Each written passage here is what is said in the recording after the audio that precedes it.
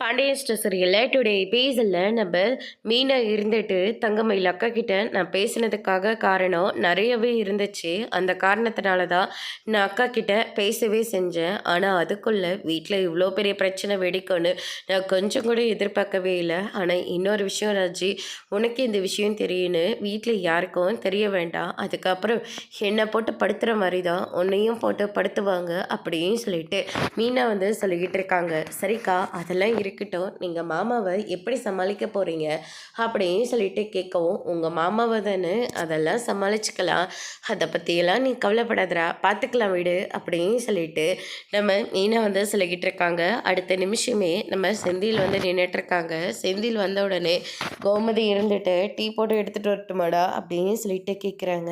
எடுத்துகிட்டு வாங்கம்மா, பண்ணுறதையும் பண்ணிவிட்டு எப்படி கோட்டாங்கண்ணை வச்சு முடிச்சிட்டு இருக்கால பாரு முட்டை கண்ணி அப்படின்னு சொல்லிட்டு செந்தில் ஒரு பக்கம் மீனாவை பார்த்து சொல்லிக்கிட்டு இருக்காங்க. அதுக்கடுத்து தான் பார்த்தீங்கன்னா நம்ம மீனை இருந்துட்டு காயை யாருன்னா இவ்வளோ பெருசு பெருசாக வெட்டுவாங்களாடி, கொஞ்சம் சின்ன சின்னதாக வெட்ட வேண்டியது தானே அப்படின்ற மாதிரி சொல்லிக்கிட்டு இருக்காங்க.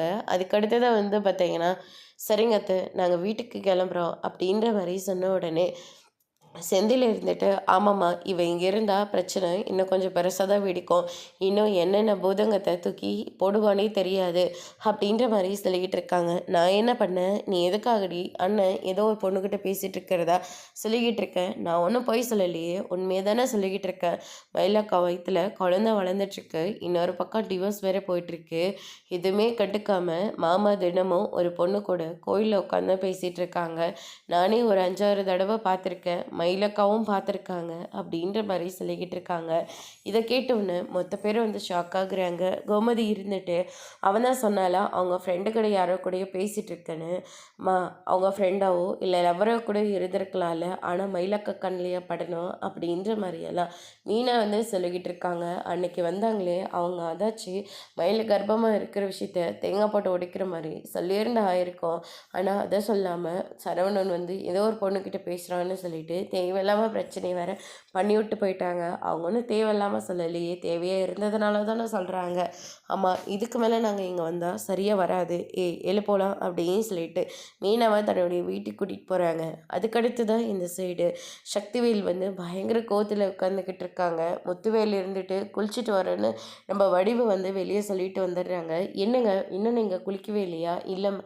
இல்லை நான் குளிக்கலை, உங்கள் தம்பிக்கிட்ட நீங்கள் குளிக்கிறதா சொல்லியிருக்கா, நீங்களும் இப்போ தான் வீட்டுக்கு வந்தீங்க, அவரும் இப்போ தான் வீட்டுக்கு வந்தார், அவர் ரொம்பவே கோவத்தில் இருக்காருங்க, அதனால தான் கேட்டுக்கிட்டு இருக்கேன், என்னதாங்க பிரச்சனை உங்களுக்கு உங்கள் தம்பிக்கும்?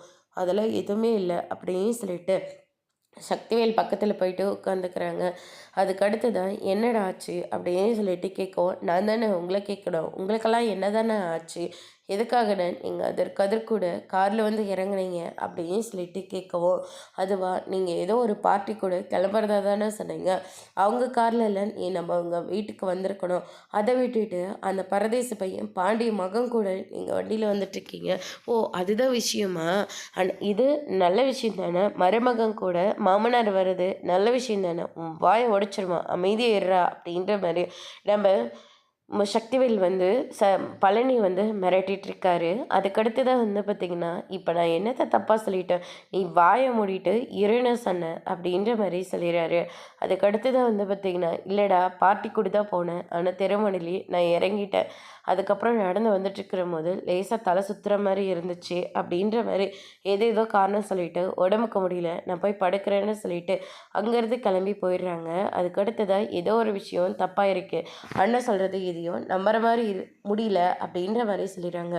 உங்கள் அண்ணன் உடம்பு சரியில்லைன்னு சொல்லிட்டு இருக்காரு, ஆனால் அவரவே எப்படி தான் உங்களால் சந்தேகப்பட முடியுதோ தெரியல அப்படின்னு சொல்லிட்டு நம்ம மாறி ஒரு பக்கமோ வடிவு ஒரு பக்கமோ திட்டிட்டு அங்கேருந்து போயிடுறாங்க. அதுக்கடுத்து தான் இந்த சைடு நம்ம செந்திலுக்கும் மீனாவுக்கும் ஃபைட்டிங் மறுபடியும் ஸ்டார்ட் ஆகுது.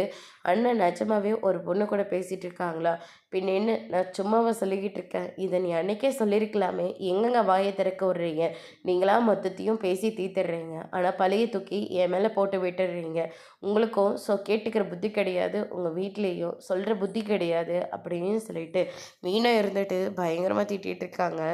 கவர்மெண்ட் ஜாப் போயிட்டுருக்கிறவன் எனக்கு என்ன அறிவில்லைன்னு சொல்ல வரையா, அறிவு இருந்துருதா நான் என்ன சொல்ல வரேன்னு கேட்டிருக்கலாம்ல, நீங்கள் தான் கேட்கவே இல்லையே அப்படின்ற மாதிரி சொல்லிடுறேன். செந்தில் இருந்துட்டு நான் கவர்மெண்ட் ஜாப் பார்த்துட்ருக்கேன், என்னவே நீ குறை சொல்லிட்டு இருக்கியா அப்படின்னு சொல்லிட்டு திரும்ப திரும்ப சண்டை போட்டுக்கிட்டே இருக்காங்க. மீனா இதனால ரொம்பவே அப்செட் ஆகுறாங்க. அதுக்கடுத்ததான் நம்ம குமர்வேல் வந்து கணக்கு வழக்கெல்லாம் பார்த்துட்ருக்காரு. என்னப்பா முன்ன தடவையும் இந்த வாரம் ஃபுல்லாகவே நான் பெரிய பெரிய அமௌண்ட்டாக பேங்க்லேருந்து பணத்தை எடுத்திருக்காங்க, நீங்கள் அதை எடுத்தீங்களா அப்படின்னு சொல்லிட்டு கேட்கவும், நான் எதுக்காகடா அவ்வளோ பணத்தை எடுக்க போகிறேன், எல்லாமே உங்கள் பெரியப்பா தான் எடுத்துட்ருக்காரு அப்படின்ற மாதிரி சொல்கிறாங்க. மாமா கிட்ட நீங்கள் அப்படியெல்லாம் பேசியிருக்கக்கூடாது, எல்லார் முன்னாடியும் அப்படி நீங்கள் பேசுனீங்கன்னா என்ன அர்த்தம், அவர் இந்த வீட்டோட பெரியவர் அப்படின்ற மாதிரி மாறி வந்து ஒரு பக்கம் சொல்லிகிட்டு இருக்காங்க. நீ எல்லாம் எனக்கு அட்வைஸ் பண்ணுற மாதிரி ஆயிடுச்சுல்ல, இந்த பண விஷயத்த கூட நான் அண்ணங்கிட்ட தனியாக தான் கேட்டேன். நான் ₹1 எடுத்தாலையும் அண்ணங்கிட்ட கரெக்டாக சொல்லிவிடுவேன். அண்ணனும் என்கிட்ட அப்படி சொல்லியிருக்கணும்ல, ஆனால் சொல்லாமல் விட்டுட்டாரு அப்படின்னு சொல்லிட்டு நம்ம சக்திவேல் வந்து ரொம்பவே கோவப்பட்டுட்டு இருக்காங்க. அவனும் எங்கேயோ போயிட்டு வரான். காலையில் 2 பேரும் ஒட்டுக்கா தான் போனாங்க, நானே என் கண்ணால் பார்த்தேன். இப்போவும் 2 பேரும் ஒட்டுக்கா தான் வந்துட்டுருக்காங்க அப்படின்ற மாதிரி சொல்லிக்கிட்டு இருக்காங்க. பழனிக்கு டவுட் வர ஆரம்பிக்குது. இப்போல்லாம் கதிரோட நடவடிக்கையே கொஞ்சம் கூட சரியில்லை. அவன் வேறு எப்போ பாரு திருச்சின்னு சொல்லிட்டு கிளம்பிக்கிட்டே இருக்கான் அப்படின்ற மாதிரி கோமதி சொன்னதெல்லாம் யோசிச்சு பார்க்குறாரு பழனி. அதோட இன்னைக்கான எபிசோட் முடிச்சிருக்காங்க. இனி பாண்டியன் ஸ்டோர் சீரியலில் அடுத்தடுத்து என்னெல்லாம் நடக்க போகுதுன்றதை வெயிட் பண்ணி பார்க்கலாம். தேங்க்யூ.